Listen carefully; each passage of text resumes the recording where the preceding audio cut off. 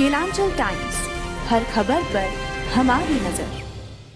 जिसका जो विक्टिम होता है, इसके मानव का अधिकार का हनन आतंकवादी कृत्य करने वाला व्यक्ति करता है और उसको कठोर से कठोर सजा मिलती है। और मैं तो आश्चर्यचकित, मैं यहां बैठा होता तो टोकता भी, रोकता भी, प्रयास भी करता कि इसको सदन के रिकॉर्ड का हिस्सा न बनने दिया। आप एक्सपोज हो रहे हो, मगर मैं था नहीं, मैंने पढ़ा।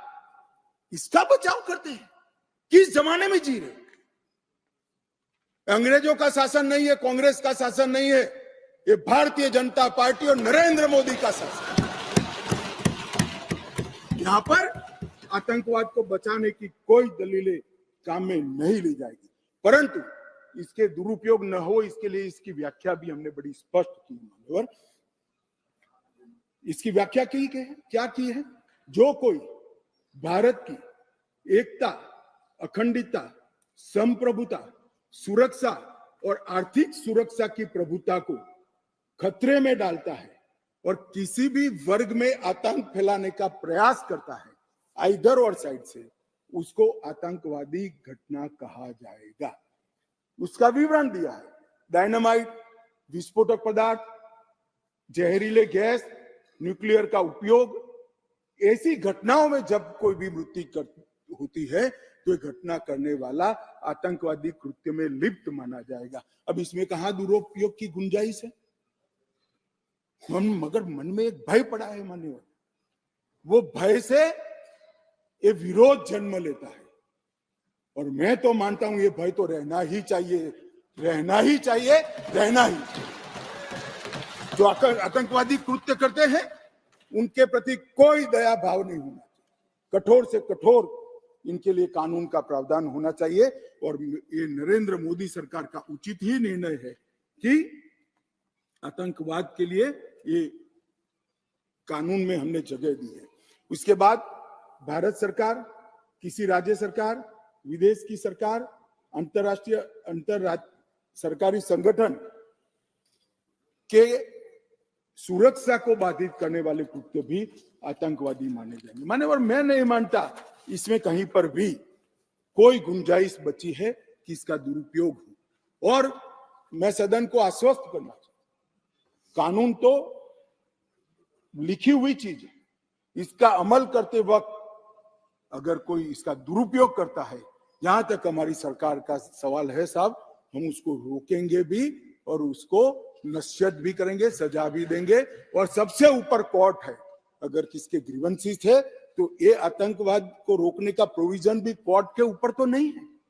धारा लगते ही कोर्ट इसकी मीमांसा करेगी, मगर इसके डर से आतंकवाद को ही न रोका जाए, मैं इस बात से सहमत नहीं हो सकता। मान्यवर, मैं सदन से अपील करना चाहता हूं कि इस धारा को जो मोदी सरकार लेकर आई है, आपका समर्थन चाहिए, आशीर्वाद चाहिए और जीरो टॉलरेंस का एक संदेश इस सदन से जाना चाहिए। मान्यवर, संगठित अपराध की भी पहली बार व्याख्या की गई है। कई राज्य और राज्यतर गैंगे संगठित अपराध करती हैं, इसके लिए कोई विशेष कानून नहीं था। इसके अंदर हमने साइबर अपराध को, आर्थिक अपराध को, भूमि हत्याना को, हथियारों की व्यापार को, डकैती को और मानव लोगों की तस्करी करने, व्यक्तियों की मानव तस्करी में, ये सभी को इसके अंदर रखा है। आर्थिक अपराध की भी हमने व्याख्या की है। करेंसी नोट, बैंक नोट, सरकारी स्टैंप का कुटकरण, हवाला व्यवहार और बड़े पैमाने पर वित्तीय कपट और आर्थिक व्यवस्था को तोड़ने के सभी प्रयास, इसको भी आर्थिक अपराध की व्याख्या की तरफ पहली बार लाने का काम नरेंद्र मोदी जी कर रहे हैं और इससे मुझे लगता है कि न्यायपालिका का काम काफी सरल हो जाएगा। मान्यवर, एक मैं स्पष्टीकरण करना चाहता हूं कि गैर इरादतन हत्या जो थी, अकस्मात जिसको कहते हैं, इसमें हमने दो हिस्से किए। अकस्मात तो किसी भी व्यक्ति से किसी भी स्थिति में हो सकता है। एक गाड़ी चलाता रहे एक व्यक्ति और रास्ते में कोई भी बेध्यान हुआ या कोई रश कर आ गया और अकस्मात हो गया। अकस्मात करने के बाद वो व्यक्ति स्वयं उसको पुलिस स्टेशन या तो हॉस्पिटल ले जाता है, तो इसके लिए कम सजा का प्रावधान किया है। और हिट एंड रन केस, मरता हुआ छोड़कर कोई भाग जाता है, तो इसके लिए हमने 10 साल की सजा का प्रावधान किया। और मैं मानता हूं कि इससे हिट एंड रन के केस में काफी कमी आएगी। पर ये करते करते जो डॉक्टरों की नेग्लिजेंसी से अगर किसी की मृत्यु आती है, तो वो भी गैर इरादतन हत्या में आ जाती है, इसकी भी सजा बढ़ गई। तो हमने इसको मैं आज ऑफिशियल अमेंडमेंट लेकर आऊंगा, डॉक्टरों को इससे मुक्त कर दिया है।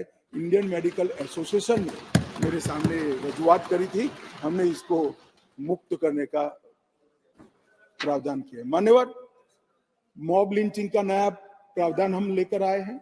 नस्ल, जाति, समुदाय या किसी शंका के आधार पर एक टोला एकत्रित होकर किसी को मार देता है, तो उसमें मैक्सिमम फांसी तक की सजा की है।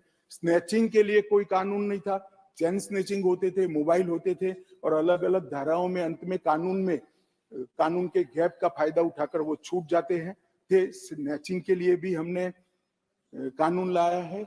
और मान्यवर, गंभीर चोट का जो कानून था, इसमें भी हमने 2 डिवीजन करे हैं। किसी के सर पर लाठी मार दी, इंजर्ड हुआ, तो उसको सजा तो होनी चाहिए, परंतु लाठी मारने के कारण वो ब्रेन डेड हो गया या अपाहिज हो गया, तो इसकी सजा इतनी नहीं होनी चाहिए। तो संपूर्ण अपाहिजता या तो ब्रेन डेड के केस में हमने 10 साल तक का कठोर दंड देने का प्रावधान किया है, इसको सेपरेट किया है। मान्यवर, गंभीर चोट का जो खंड 117 है, उसमें 10 साल की उम्र कैद का हमने प्रावधान किया है। इसके अलावा भी ढेर सारे बदलाव किए हैं मान्यवर, मैंने प्रमुख बदलाव भी आपके सामने। अब मैं भारतीय नागरिक सुरक्षा संहिता की बात करूंगा। मान्यवर, इस देश में न्याय प्राप्त करने में सबसे बड़ी बाधा है तो गरीबों के लिए तो आर्थिक बाधा है, मगर हमारे संविधान ने इसकी योजना बनाई। गरीब से गरीब व्यक्ति को शासन के द्वारा वकील भी दिया जाता है, न्याय भी मिलता है, परंतु न्याय मिलता ही नहीं। कल ही मुझे माननीय रक्षा मंत्री में बिल पेश कर रहा था, बता रहे थे 2003 में कोई एक्सीडेंट हुआ था, इसका साक्षी का सेवन 2023 में कल ही माननीय रक्षा मंत्री जी के साथ आया। सजा कब होगी वो तो अभी किसी को मालूम नहीं। मानिए सालों के सालों तक तारीख पे तारीख पढ़ते रहते हैं।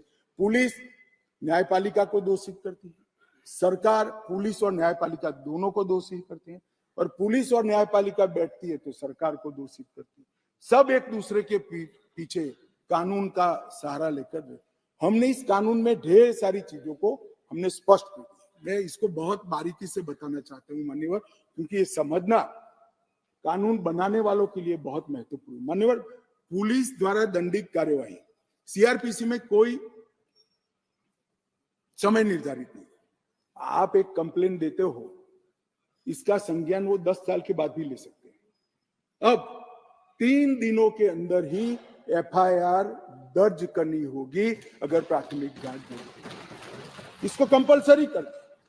और 3 से 7 साल की सजा के मामले में 14 दिनों के अंदर प्रारंभिक जांच, आरोप सही है या गलत है, इसका प्रारंभिक जांच देकर एफआईआर करनी पड़ेगी।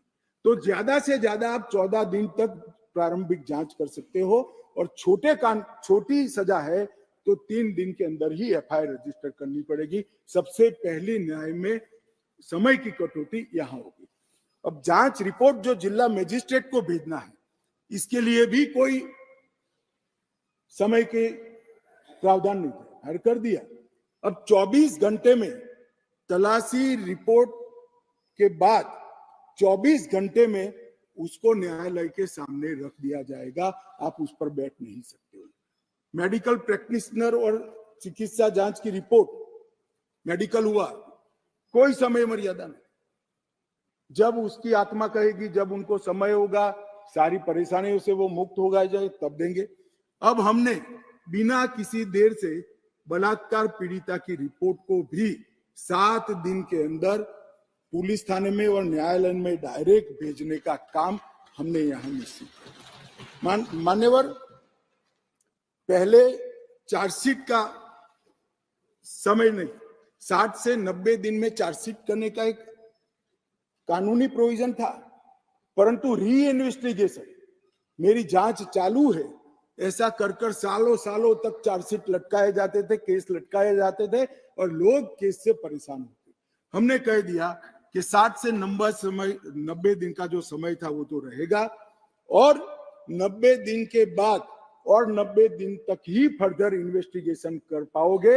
अगर 90 दिन के बाद फर्दर इन्वेस्टिगेशन करना है तो कोर्ट से ऑर्डर लेना पड़ेगा। चार्जशीट को आप 180 दिन के बाद पेंडिंग नहीं रख सकते हो। ये हमने प्रोविजन कर ट्रायल जल्दी हो इसके लिए शुरुआत कर दी। मान्यवर, इसके बाद मैजिस्ट्रेट के समय कब कार्यवाही शुरू होगी, मैजिस्ट्रेट के समय समक्ष, इसकी भी समय मर्यादा थी। अब मैजिस्ट्रेट साहब के साथ हमने बाध्य कर दिया है कि 14 दिनों के अंदर इसका संज्ञान आपको लेना ही पड़ेगा और कार्यवाही चालू, इसको लटका नहीं सकते। तो जो हमारे यहाँ बहुत सारी फरियाद आती है, सच्चा झूठा भगवान जाने, 12 बजे तक कोर्ट चलती है, 12 बजे के बाद कुछ नहीं चलता है। अब अगर 14 दिनों में संज्ञान लेना है तो कोर्ट को इसको समाप्त कर ही जाना पड़ेगा। और आरोपी द्वारा आरोप मुक्त होने का जो निवेदन है वो भी 60 दिन के अंदर ही करना पड़ेगा। पहले क्या करते थे, एक केस में 25 आरोपी, तो एक के बाद एक 25 लोग लिंगरिंग रूप से एक्विटल का अपील करते ही जाते थे और 10 साल तक मुकदमा चलता नहीं था। अब जिसको भी करना है 60 दिन के अंदर करना है और 60 दिन में न्यायाधीश ने इस पर सुनवाई करनी, तो ये ज्यादा से ज्यादा 120 दिन में केस ट्रायल पर आएगा। प्ली बार्गेनिंग के लिए भी समय नहीं था, अब तय कर दिया है। आरोप तय करने के 30 दिन के अंदर ही आप आपके गुनाह को स्वीकार कर लोगे तो सजा कम होगी। प्री बार्गेनिंग 30 दिन के अंदर समाप्त करना पड़ेगा। ट्रायल की प्रक्रिया में कागज रखने का भी कोई प्रोविजन नहीं था। अब हमने दस्तावेजों की प्रक्रिया कंपलसरी 30 ही दिन में पूरा करने का प्रोविजन कर दिया है, उसमें आप देरी नहीं कर सकते। मान्यवर, ट्रायल इन एब्सेंसिया का भी प्रोविजन किया है। कुछ लोग इस पर आपत्ति ले सकते हैं, मगर मैं आज कहना चाहता हूं, इस देश में ढेर सारे मुकदमे, देश को हिला देने वाले मुकदमे, चाहे बम्बई बम ब्लास्ट हो या कोई, और वो लोग पाकिस्तान में या कहीं और देशों में शरण लेकर बैठे हैं, ट्रायल नहीं चलती है। मान्यवर, अब इनके यहां आने की जरूरत नहीं है। 90 दिन के अगर वो कोर्ट के सामने नहीं आते हैं तो उनकी अनुपस्थिति में ट्रायल होगी। एक सरकारी वकील उनकी पैरवी करेगा, फांसी भी होगी, जन्मटिप भी।